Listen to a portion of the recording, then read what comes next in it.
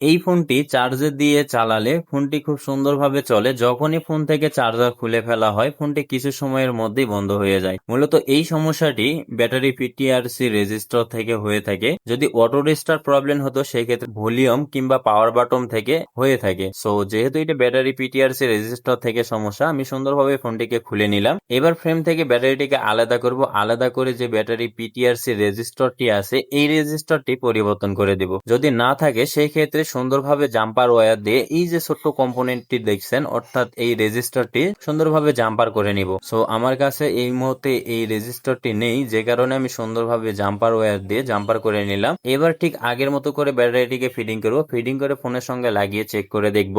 আগে যে সমস্যাটি ছিল কিছু সময় ফোনটি চলতে বন্ধ হয়ে যেত, এই সমস্যাটি সমাধান হয়েছে কিনা। এন্ড আপনারা দেখতেই পাচ্ছেন খুব সুন্দরভাবে আমি কিন্তু ফোনটিকে ফিটিং করে নিয়েছি এবং কিছু সময় ধরে চালিয়েও দেখেছি। আগে যে সমস্যাটি ছিল এই সমস্যাটি কিন্তু সমাধান হয়ে গেছে। সো ভিডিওটি ভালো লাগলে অবশ্যই ইউটিউব চ্যানেলটিকে সাবস্ক্রাইব করে ফেসবুক পেজটিকে ফলো দিয়ে রাখবেন।